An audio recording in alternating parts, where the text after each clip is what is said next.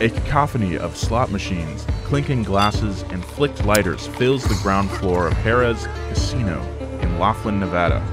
The date is April 27th, 2002. It's 2 in the morning. A group of bikers from the Mongols motorcycle club parties at Rose's Cantina. One of them notices something off, something worrying. Through the front door walks a group of their rivals, the Hells Angels. What happens next will change the small casino town forever.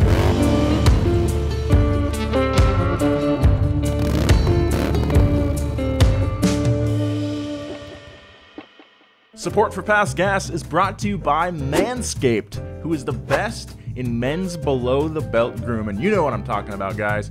Manscaped offers precision-engineered tools for your family jewels. Let's talk about shaving down there.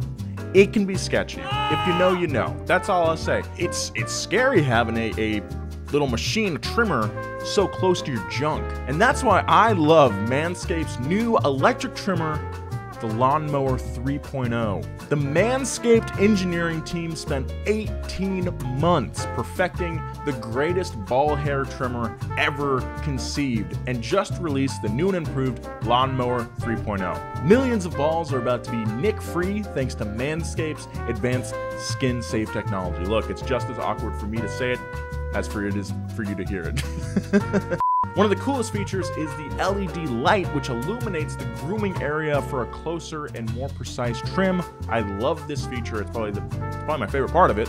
They've also upgraded the lawnmower to a 7,000 RPM motor with quiet stroke technology. If you are listening to me speak right now or watching me, I want you to experience it firsthand for yourself. Trim that junk of yours, get 20% off and free shipping with code GAS at manscaped.com.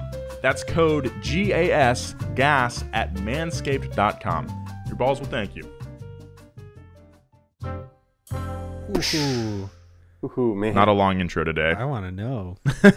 But it is, I mean, what it lacks in length definitely makes up for In girth. insulation. Yeah. It's like freaking, ooh, what's about to go down in Sin City? Sin City, Laughlin, Nevada. Laughlin is about 100 miles south of Sin City, actually. It's on the border of California. What's a minor sin? Like Gluttony. Not recycling. Glutton City. No. Not recycling city. No, you should recycle. Anyway. Nolan doesn't have the ability to be a bad boy. Yeah. I really don't. I was thinking about that last night, actually. I had a dream where all of us, actually, and the rest of the donut crew were at our office, and we were like having like a roast battle, and like I couldn't think of any good roasts, and I think I started crying because I was like, I can't. No. Why can't I be mean in a scenario where it's okay to be mean?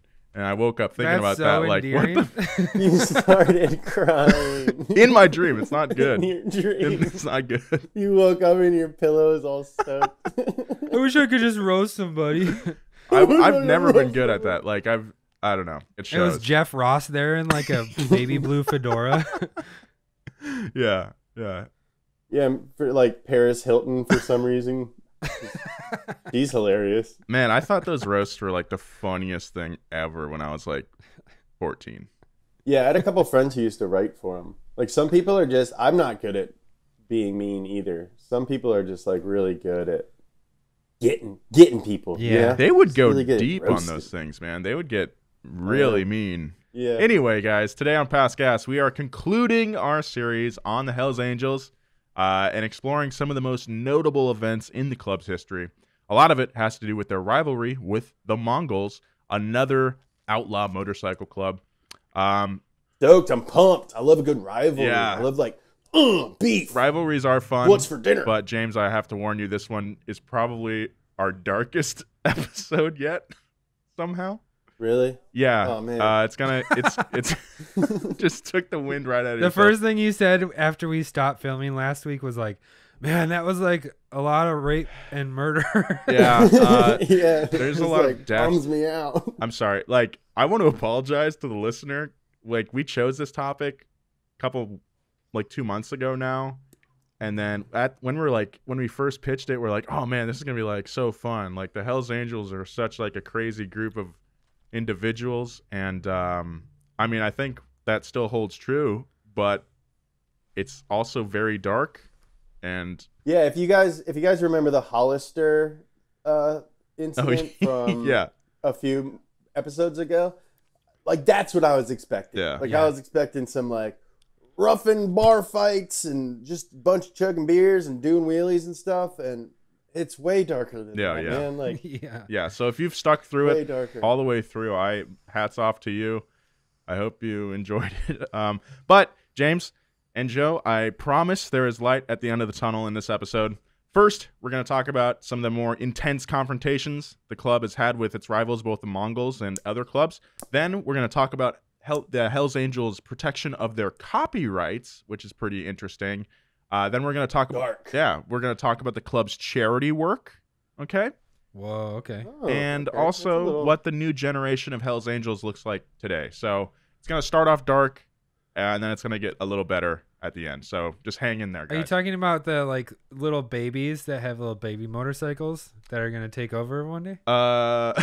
The Yeah, little baby Nolan? Hell Angels? Do we have the babies Hells Angels?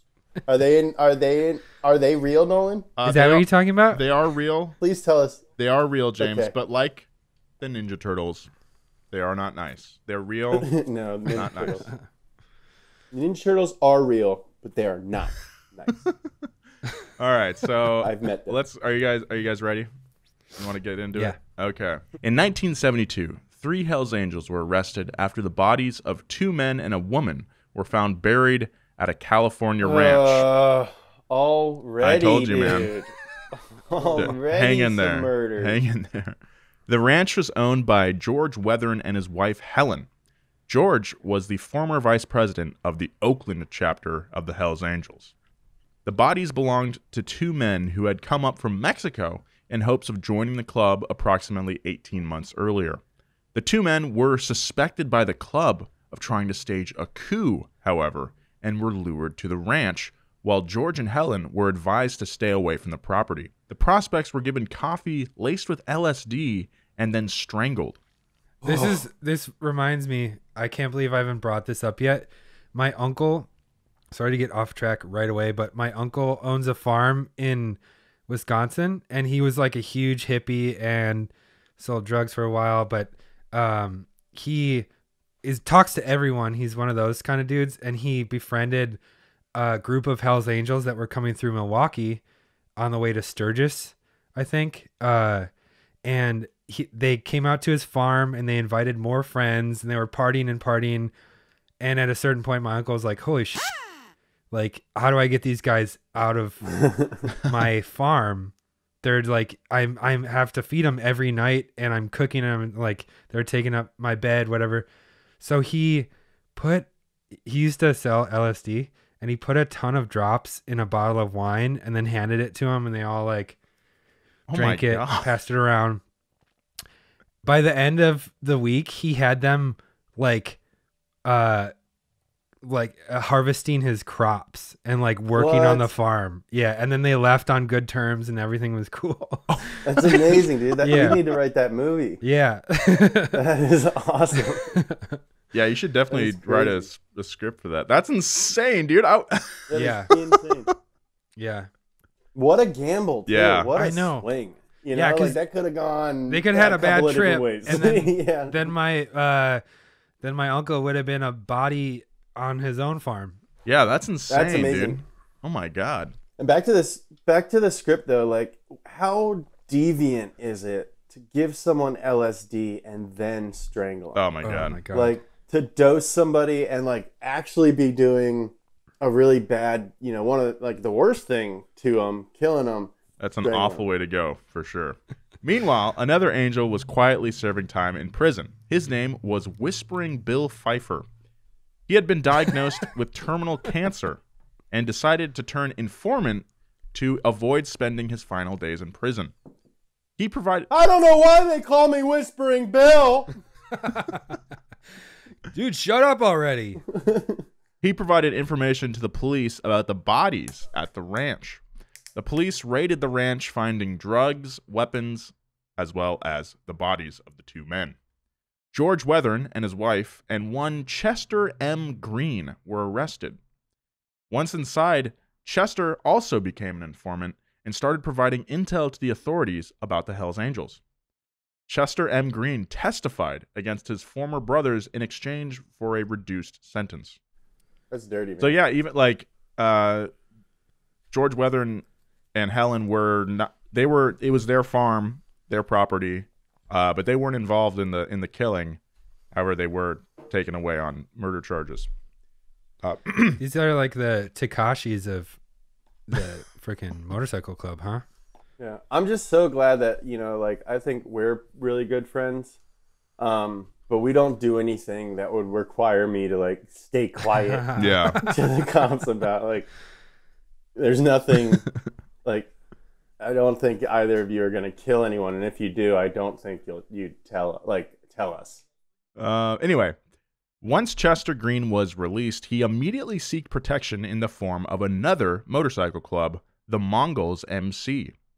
The Hells Angels weren't the only outlaw motorcycle club in town. New clubs came and went all the time, with the latest one being the Mongols. Founded in 1969, the MC was only 3 years... Yeah, nice. The MC was only 3 years old and just getting into the game. They accepted Green with open arms, as they couldn't pass up the opportunity to have a real Hells Angel in their club, someone who could provide information and experience to make the Mongols a real deal outlaw MC. But the Angels weren't going to let a snitch off the hook that easy. To make matters worse for the club, Chester Green's brother, Bud Green, Bud Green, yeah, nice. hell yeah. Oh, nice, dude. Oh, dude, did you know that your name sounds like it does? Oh, I never noticed. Yeah, so Bud Green, he was living with the ex-wife of a Los Angeles Hells Angel. Ooh, that's a double no-no. Yeah, and both the Green boys had disrespected the HA. Yeah, and Bud Green was also in the Mongols, so that's like a double whammy of disrespect. So yeah, Green boys, you got Chester Green snitching on the Angels. You got Bud Green, a Mongol himself, who is also shacking up with an ex-wife of an Angel. They had both disrespected. This is major disrespect. And the situation exploded during a chance encounter at the Great Western Expo swap meet in 1977. I bet there was so much cool stuff there. Oh, dude, Yeah. you know it. A swap meet. Some like Budweiser, like bar plaques with moving waterfalls and stuff. Actually, dude, Yeah, I like I've been kind of getting into swap meets a little bit. I think they're my Dude, this is a great time to go and walk around. not right where now, but people like are gross and like last year, I went to a lot of swap meets with my girlfriend cool. at the time, because like now my apartment is filled with furniture. I got swap meets. In 77, you were probably able to find a lot of really good stuff. That's what I'm thinking. Like now, like this secondhand culture is such a thing that like everyone thinks everything they have is worth a ton of money. Yeah. But I bet back in 1977, there were so many like pocket knives for a penny.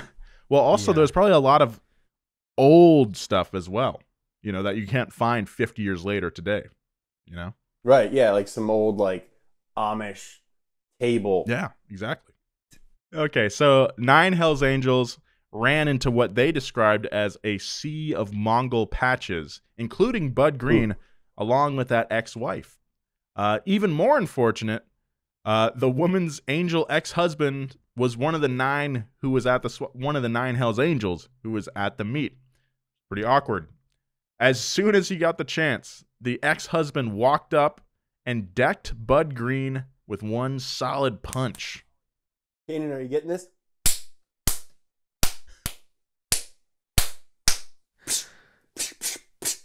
Hey, that's my old lady. Hey, Bud Green. Yeah. Probably exactly how it went down. bad blood had already existed between the Mongols and the Angels. The Mongols felt some resentment towards the Hells Angels, feeling that they were living in the shadow of the Death's Head, which is a very cool sentence. Oh, yeah. So when the Angel punched Bud Green, who was a fully patched-in Mongol, a massive fight broke out, as you can probably imagine. Yeah, boys, let's fight. This is the kind of stuff I came to see. Hey, put down that Amish armoire. Come over. Oh man, this is a nice menagerie. Hey guys, I was at the Tea Cozy booth and I heard there was a rumble. I heard a really quiet punch. Are you guys all right? Sounded like a 35-year-old man didn't want to hurt his hand with his other hand. The Angels grabbed anything they could use as a weapon, and since it was a swap meet, that meant there were plenty of motorcycle parts to choose from. Police reports of the event report the use of a machined motorcycle gear, which is super heavy and sharp, and I imagine used like a ninja throwing star. Shock absorbers, and a kickstand being used as a weighted club. The fight continued until a single young sheriff's deputy jumped into the middle of the fight to break it up. That's brave. Oh, yeah.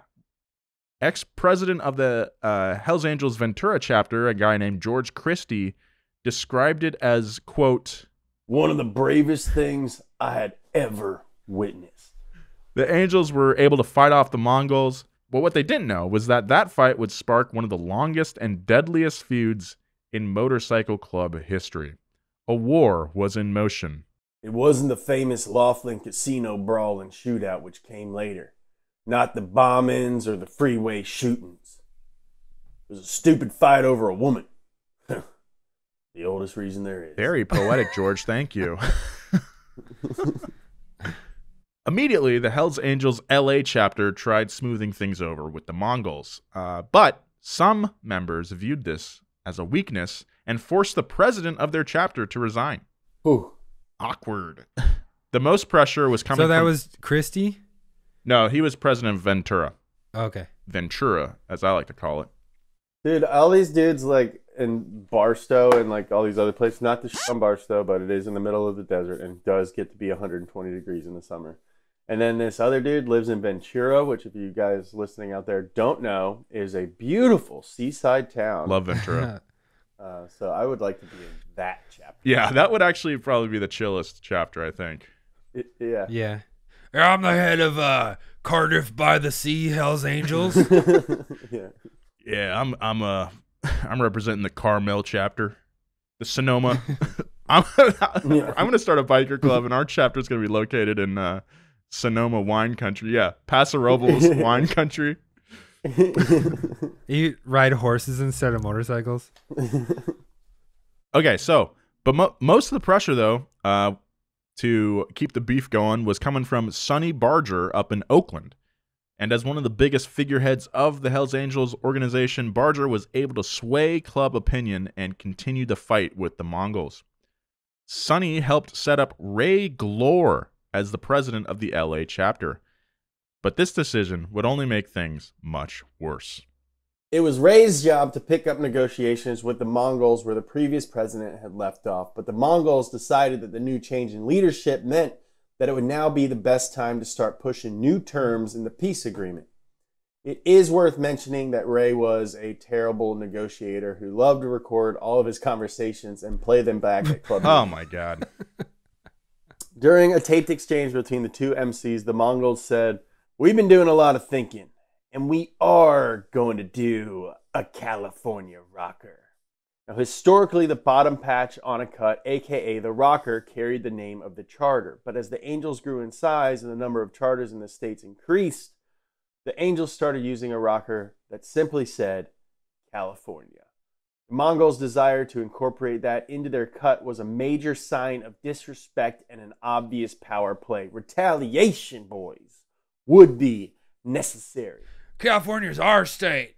Well, I mean, since Hells Angels are like the preeminent club of California, and have chapters, I mean, we basically said this, but have chapters all over the place, like, it's just easier to lay claim to the entire state instead of one region, you know? I mean, it's just you're saving money in embroidery Yeah, costs. that's true too. You can really bulk order these smart. rockers. Yeah, just Yeah. buy bulk patches. Word soon reached the Angels that the Mongols would be hosting a highway run as a way to show off their new rockers. And the Angels prepared their revenge. They waited in cars, surprisingly, along the highway all weekend, hoping to spot a Mongol wearing a California rocker. After a while, a large group of Mongols was spotted by a waiting hunting party. Angels pulled up to the front of the group and opened fire on the 2 lead bikes. Damn. Riding those bikes was the Mongols' president, Redbeard, and another member, Jingles, as well as their old ladies riding on the back. Both members and their old ladies were blown off the bikes. The 2 Mongols were killed instantly, though both girlfriends were shot and survived, although one was permanently paralyzed from the fall. The group of bikes behind them didn't have time to react to the incident, causing a massive pileup as other members came crashing into their bikes. This is terrifying, dude. That is crazy. No, thank you. Later that evening, when reports of the attack reached the news, a Mongol could be seen confused, saying, "Why would someone do this? Who's doing this to us?" Though it was obvious to everyone what had happened. The Angels had just officially declared war on the Mongols. Do you think that guy actually knew? He knew, right? You think he was just trying to like play dumb so that he could get revenge?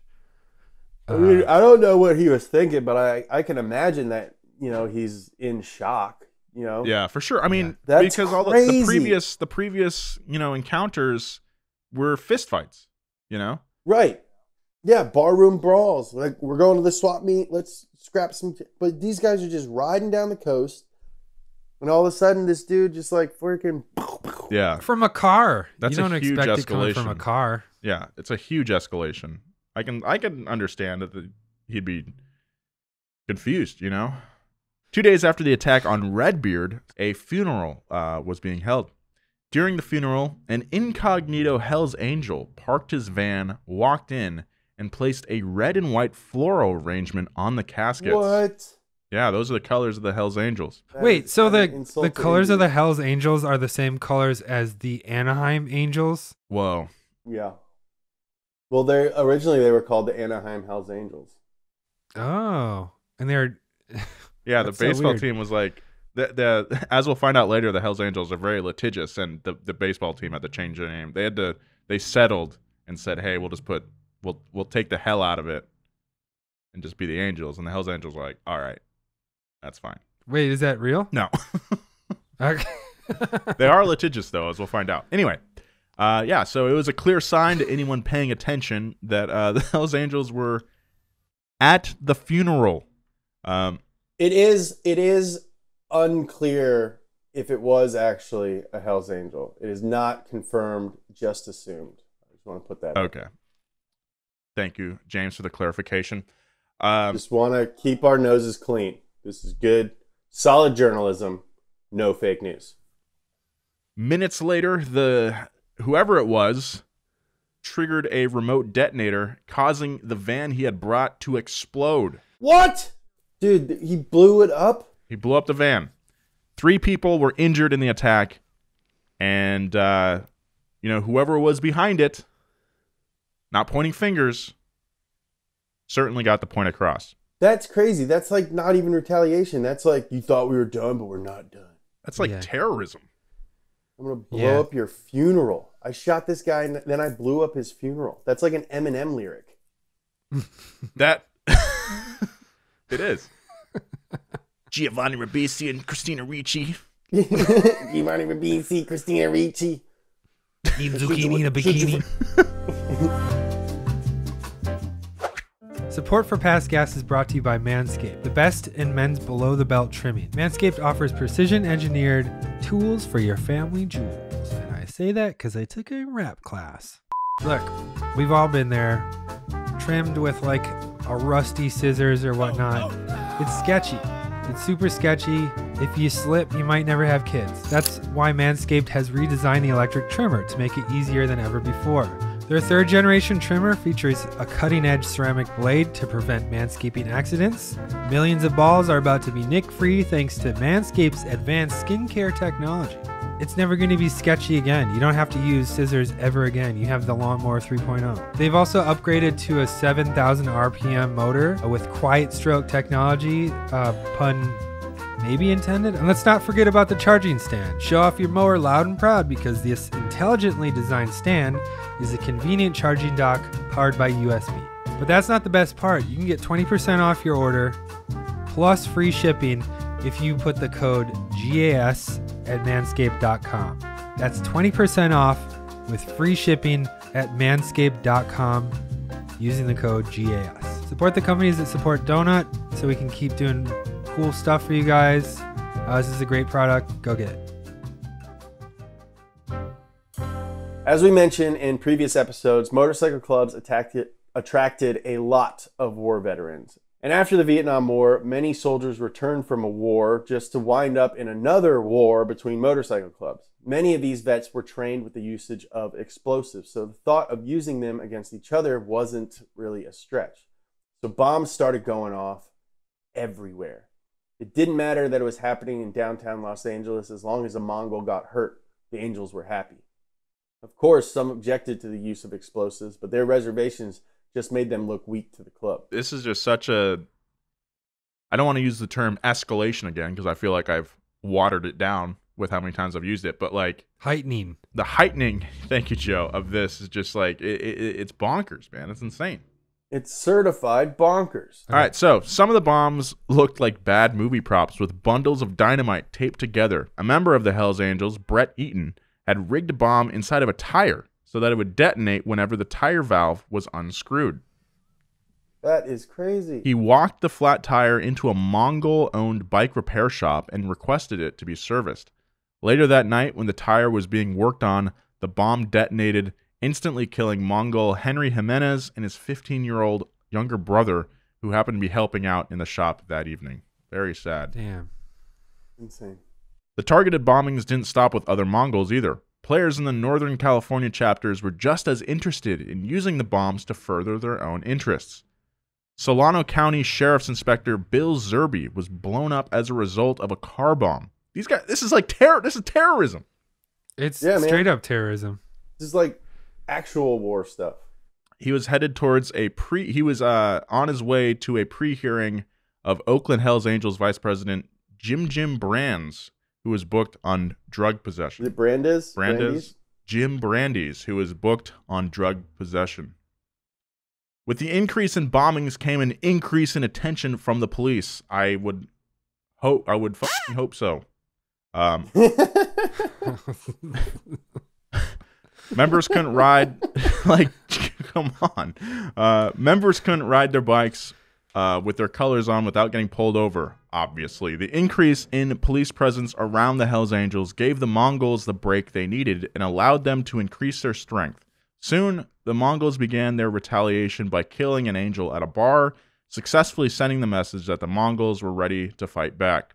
During a motorcycle show in Long Beach, which was Mongol territory, a Mongol attack resulted in the death of another angel. At this point, it was obvious that the Hells Angels were no longer some untouchable, mythic outlaws. There were real consequences. By now, Joe, the Angels and the Mongols had been at war for over a decade, and it resulted in nothing but needless violence and bloodshed. The LA chapter, now under new management as Ray had been murdered for being a suspected narc, negotiated a peace deal with the Mongols that would last until 2002. So there was a period of peace there for like 20 years. Laughlin, Nevada is a small casino town nestled against the border with California, 100 miles south of Las Vegas. Starting in 1983, Laughlin was host of the Riverrun, a gathering of bikers from all over the Southwest region. While it started small with just a few hundred attendees, by 2005, the Riverrun brought over 70,000 bikers, increasing the population of Laughlin by a factor of 10. On the last weekend of April 2002, a Saturday, the Riverrun was in full swing. In attendance that year were the Hells Angels, staying at their longtime Riverrun hang, the Flamingo Hotel. The Mongols were also at the Riverrun in Laughlin, making their home at Harrah's Casino Resort. Laughlin police were keeping a close eye on both clubs. There was some chatter from the Mongols that they were looking to beat up some Angels and assert their dominance at the event. There are rumors online that the Mongols were supposedly harassing Hells Angels supporters selling Hells Angels support gear that afternoon, basically merch. Yeah. Support gear is official Hells Angels and other MC merchandise that people outside the clubs can buy. This stuff is usually clothing and always has the word support on it, which denotes that the wearer is not in the club. The vendors selling the Hells Angels support gear were very likely affiliated with the club, and if the Mongols did indeed harass them, that would be grounds for retribution. But unfortunately for everyone in Harrah's that weekend, the tension between the Angels and the Mongols was about to be ratcheted up even further. After hearing about the harassment inflicted by the Mongols on the merch tent, the Angels were understandably upset, and they decided to do something. At nearly 2 in the morning, 35 Hells Angels left the Flamingo Hotel for Harrah's. Laughlin police knew the Mongols were staying at the hotel and had warned the staff that there might be trouble. About 40 to 50 Mongols were hanging out at Rose's Cantina, a bar on the casino floor.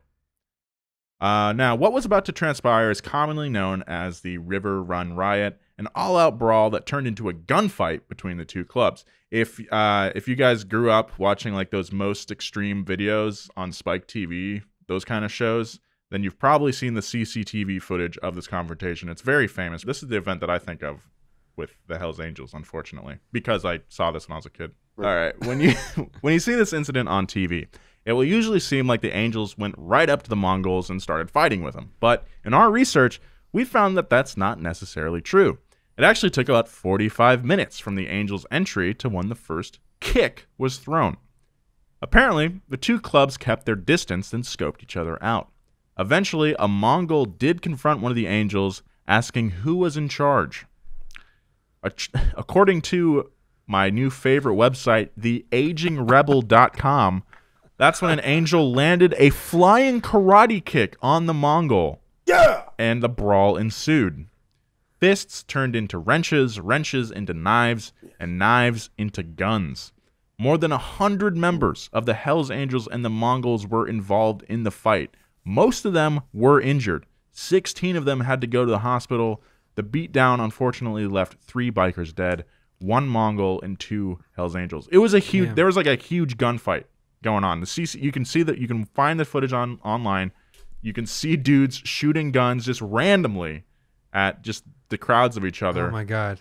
It's pretty gnarly. I wanna talk to that guy who's just like, hey, I'll wait behind this Wheel of Fortune slot machine, and you give me the word, and I'll come jump off this chair and kick someone in the chest.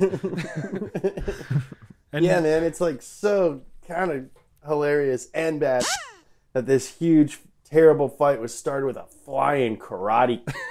That is such a sick decision. That is my favorite detail. What's my strongest strike? Probably my flying karate kick. Definitely. You have a gun. Like so many other very public incidents involving the Hells Angels, the Laughlin battle only confirmed what the public wanted to believe about outlaw motorcycle clubs. But according to the Aging Rebel and a few other sites, it's possible the two clubs were goaded into a confrontation by the ATF, or the Bureau of Alcohol, Tobacco, and Firearms. Supposedly, ATF agents were whispering in the ears of both clubs, trying to get them to sort each other out. There's actually, I didn't get into it in my research or in the script for this podcast, but there's like a whole rabbit hole about the ATF using informants and using their agency to just perpetuate the conflict between both clubs. It's very interesting. You can look into that in your own time. It's very complicated as well. Is it more of like a conspiracy theory? It's a little. I mean, it's true according to the people in the clubs. But you know, there's a lot to parse through. You know, and there's a lot of like different sides to the story. But if that sounds interesting to you, check it out. Sure. Operation Black Biscuit is what you want to look up. Ooh, cool operation. Yeah. Supposedly, Sonny Barger wanted to have a peace sit-down with the Mongols that weekend, which obviously did not happen in time. I'd say. The what? I'd say it didn't happen in time. I'd say. Yeah, definitely.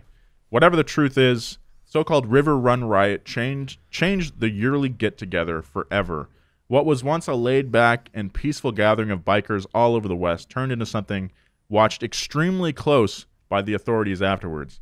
The attendees were no longer just bikers, but hundreds of police officers lining the streets of Laughlin. Not Laughlin. The organizers also banned those in attendance from wearing their colors as to not spur on any more confrontations. The next year, the motorcycle cops got in a fight with the horse cops. Since the Hells Angels more or less operate with a mindset of perpetual superiority to other outlaw clubs, the Mongols aren't the only club the Hells Angels have gone to war with. You might remember a shootout between the Angels and another club originating from San Bernardino, the Vagos. The Vagos, yeah.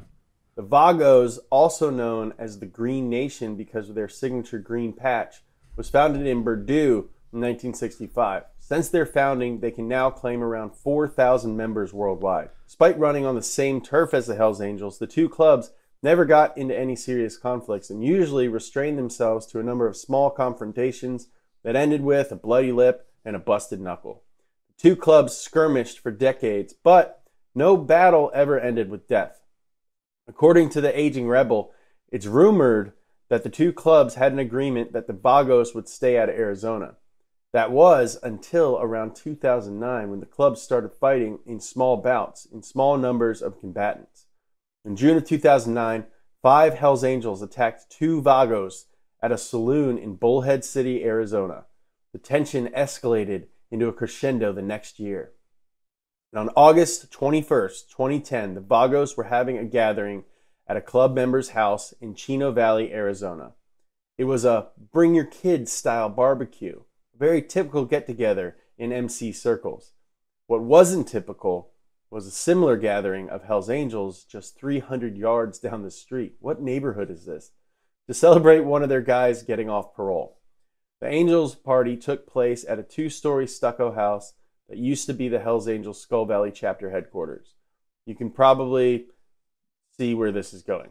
The Angels saw the Vagos' close proximity as a sign of disrespect and refused to believe the Vagos didn't know the significance of the stucco house. That afternoon, a Vago did a U-turn in front of said stucco house and the Angels opened fire. The Vagos down the street returned fire on the Angels. The clubs exchanged an estimated 50 to 100 shots over 10 minutes, wounding 5 riders.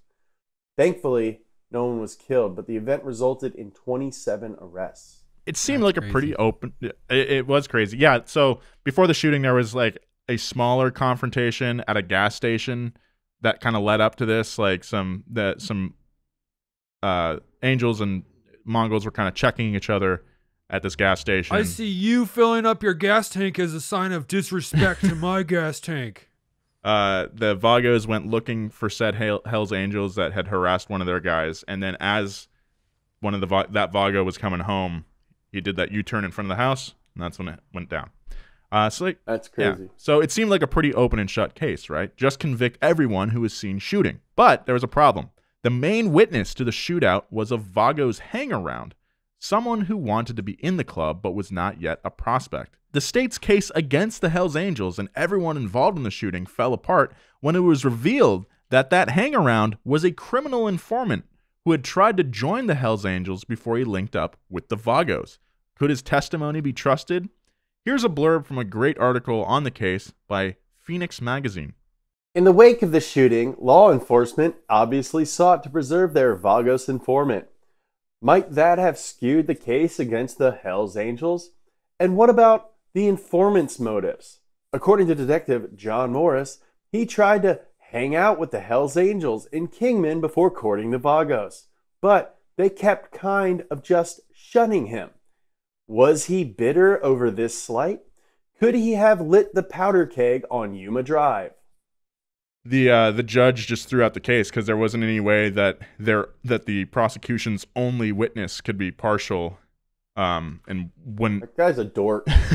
So that's kind of the last major incident between the Hells Angels and another club. I do remember hearing about that on the news and didn't really think much of it. It's a lot more recent than I thought it would be. I thought that everything crazy would have ended in like the 70s. Yeah, right. No, it's still. It seems to. It's like earthquakes almost. Like there's like, little tremors here and there, but then if there's not a tremor for a long time, it just explodes all at once, and you have a big event. It's like, yeah, we sell merch and stuff, and like we're like pretty legit, but like, I want to rumble every once in a while. You know what I mean? Yeah. All right, so I think that's probably enough violence for one episode. What do you guys think? Yeah. All right, so let's turn. I could use a little bit more. Well, a little bit more of the ultra violent. Let's turn our attention to a major way the Hells Angels protect themselves today: lawsuits.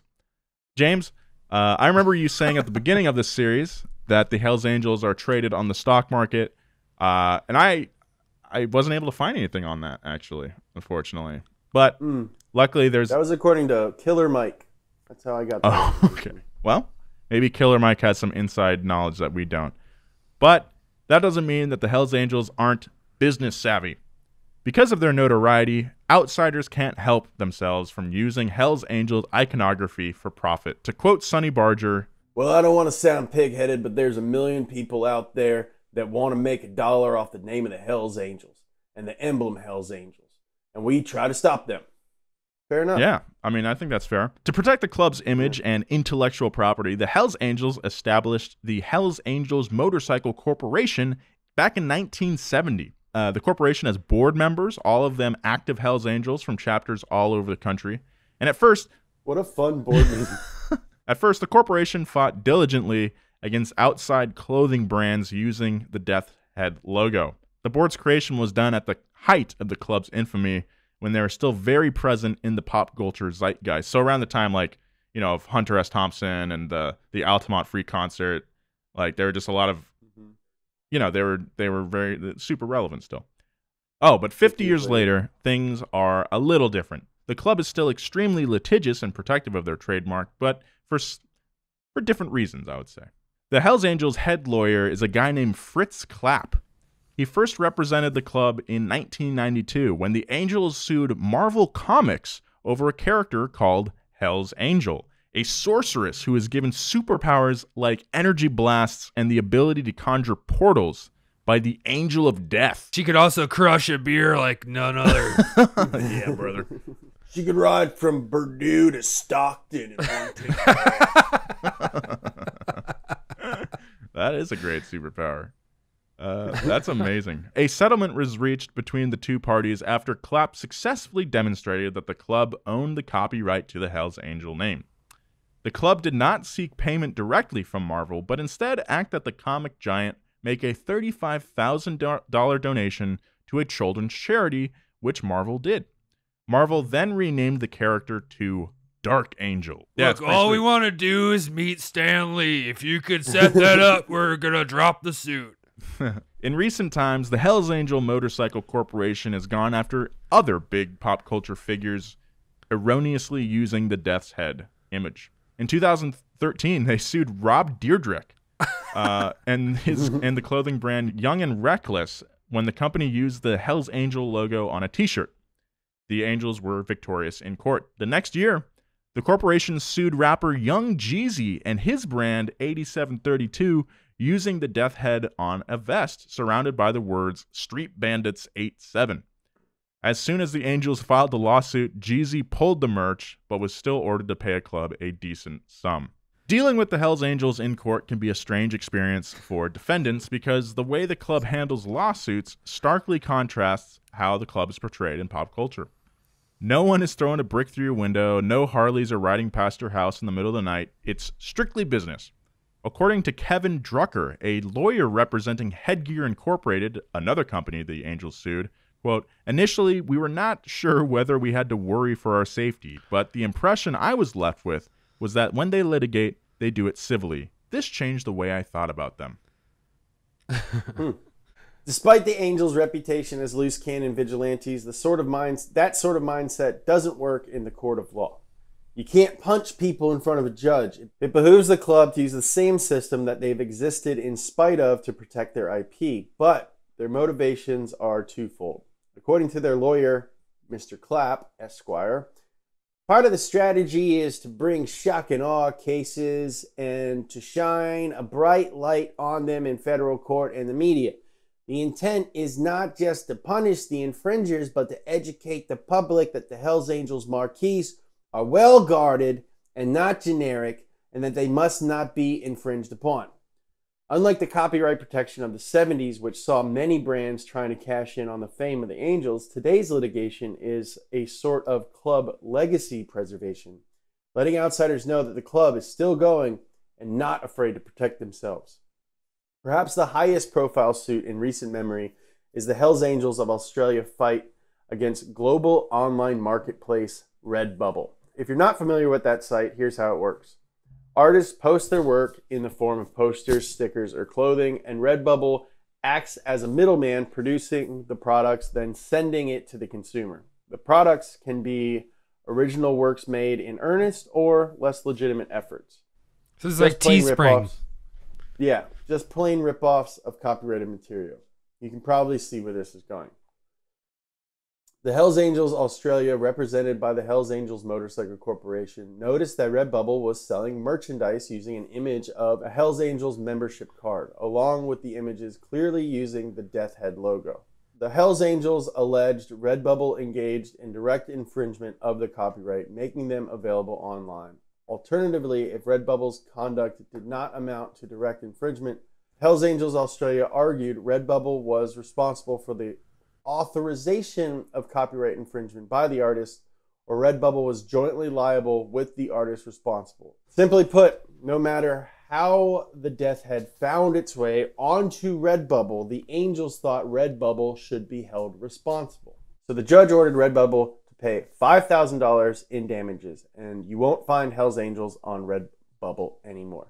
So sorry, just a lot of I just think it's crazy that a lot of online retailers had to change the way they do business because of the Hells Angels, of all people. Yeah, that's crazy. Today, members of the Hells Angels don't exactly fit the image helped popularized by the yellow journalism of the 1960s and 70s. If you remember in part 3 of this series, Hunter S. Thompson described in his book a few Hells Angels that held professional blue-collar jobs and even traded in the stock market. In the 60s, members like that were outliers, but today, they are way more common. There is still a large presence of members in their 70s, but a new wave of younger members is swelling within the club. According to a New York Times article, some work in motorcycle repair shops or tattoo parlors, but others have less stereotypical jobs. Eye doctor, chef, accountant, master's student in thermodynamics, lawyer, military contractor, and high school football coach. Whatever their generation, the Hells Angels are bound together as renegades, if not outlaws. Whatever their current occupation, one thing many younger Hells Angels have in common is something they share with members of the original motorcycle clubs in the 1950s. They're veterans. The same thing that attracted young men to these clubs after World War II persists today, the feeling of belonging. Take, for example, Andres Ospina, a former Marine Scout sniper instructor who also worked as a defense contractor in Iraq. Here's what he had to say about being an Angel, taken from that same New York Times piece. I credit the club with saving my life. I had two choices. I could have become antisocial and locked myself in an apartment and cried about things that upset me, or I could be social with people who are like-minded. Clutching his Hells Angels vest, Mr. Ospina, a father of 2, said, In a sense, this is my armor now. It keeps people away. I am literally fighting for my own right to be who I want to be and to be left alone. Andres is not alone. There are many Hells Angels today who are veterans of our wars in the Middle East. Many of them young men with families, many hoping to capture that feeling of camaraderie and belonging once again, and I don't think there's anything wrong with that. Okay, so again, I want to end this series on a positive note. This series was pretty tough to research, and I'm pretty sure it was just as hard to listen to. And James, I want to apologize to you because you somehow had to read all the dark stuff through this series. All the murders. I got all of them. I promise that wasn't on purpose. That's just how it kind of worked out. But over the course of this series, a saying kept popping up in my head. I think it was Sonny Barger who said it. I can't remember exactly, but it goes something like, when we do something right, nobody remembers. When we do something wrong, nobody forgets. That's a common sentiment in the Hells Angels. Now, we've covered a lot of wrong in this series, But I also like to think that we also covered wrongs done by the authorities and the media reporting on the Hells Angels. But you know what? To end this series, I want to remember the rights as well. And as my gift to you, James, and your mental health, you get to read them. So I get to read some good news. To read some good news. Some good deeds. Yes, sir. All right. Many Hells Angels chapters across the U.S. have a long-held toy drive tradition around Christmas time. Just last year, a thrift shop in Long Island by the name of Angels of Long Island received help from the Hells Angels of Long Island when the thrift shop was coming up short on their toy drive numbers. When the Hells Angels got word that less underprivileged kids would be getting a gift under their tree, they reached out and leapt into action, delivering 8 truckloads worth of toys and clothes to the kids. Several Hells Angels helped check people in and assisted families when it came time to distribute the gifts they had collected. This wasn't the only charitable event the Long Island chapter hosted that year. They held several food and clothing drives to serve the Long Island community. Now, toy drives like these are not uncommon for Hells Angels. Back in 2016, the Fresno chapter here in the beautiful state of California was able to fill 14 semi-truck trailers full of bicycles and distributed them to deserving kids as part of their toy run. Last year marked the 21st anniversary that the Fresno chapter had put on that event. According to member Merle Herrmann, during an That's a hard name to say. Herrmann, Merle Herrmann. Merle Herrmann. Sounds like a Hal Rudnick character. Yeah. The rural juror, Merle Herrmann. Yeah. According to member Merle Herrmann, during an appearance on local news, Fresno's toy run gets bigger and bigger every year, with more and more kids receiving toys and bikes from the Hells Angels. Bikes are an important part of Hells Angels charities, and that's probably not an accident, right? Bikes are basically small motorcycles without an engine on. Fresno chapter donated over 1,700 bikes to 1,400 families selected by groups like the Salvation Army and the local. That's a lot of bikes, dude. It's a lot of bikes. Yeah, some families got more than one bike, it looks like. Yeah. Yeah. So they can ride around with their little brother and sister. That's great. I love that. Yeah, it's pretty admirable. Some people might say it's all for PR, but if 1,700 kids get bikes, I don't think you can say there's anything wrong with it. Yeah. I mean, there are tons of, like pretty much every charter across the U.S. does a toy drive like this every year. I think that's really cool. I kind of want to donate to one this Christmas. Yeah, man, we should. I think that'd be really great. At the beginning of this series, we said we wanted to figure out just who the heck the Hells Angels are. And for now, after all this research and discussion, I'm not actually sure I can conclusively answer that question. There's no doubt, though, that the public's perception of the Hells Angels is still a negative one. There's too much negative press and negative events spanning over decades for that opinion to change quickly. But truthfully, I don't think I can say that I view the Hells Angels the same way I did when we started this series. There are, without question, criminal elements within the organization, as we've discussed today. Reprehensible things have been done in the name of the club. But how is that any different than regular society, the same one that the Angels have fought against since the beginning? How many atrocities have been committed in the name of imperialism? How many sacrifices have been made at the altar of the almighty dollar? The Hells Angels aren't any different from us. They are us. The logical conclusion of a system that casts so many people away when it decides it doesn't need them anymore. Yeah, it's true. And if you think about it, we love, as a society, we love Matthew Broderick, but no one talks about how he was drunk driving and killed someone. So, I don't know. Double standard much? Yeah. I mean, obviously, horrible things have been done. Like we covered 3 of them today. But I don't know. Lots of other bad things have also been done in other areas that don't get as much press as this motorcycle club. Everybody sucks, man. Everybody sucks. That's the lesson I want you guys to take away from today's episode in this series. Everybody sucks. But hey, we can make the world a better place, man. We can. That's my sincere belief. We can do it. Well, bravo. So Bravo. That's the end of the Hells Angels. Yeah. Well, make sure you guys tune in next week for for the first part in our multi-part series on the Nuremberg trials. Oh my. on Ayrton Senna. Yes, Ayrton Senna. We are doing that. If you know that story, it does end in a very sad way, but there's a lot of joy and fun and inspiring stuff along the way. Make sure you don't miss any of that stuff. Go ahead and hit that subscribe button if you're listening on YouTube. Subscribe if you're listening on Spotify, or subscribe if you're listening on whatever audio format you're listening to this on.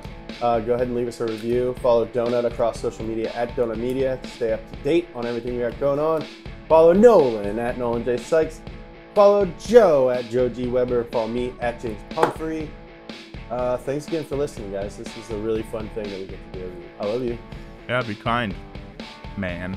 And also fire it up. Don't forget to fire it up.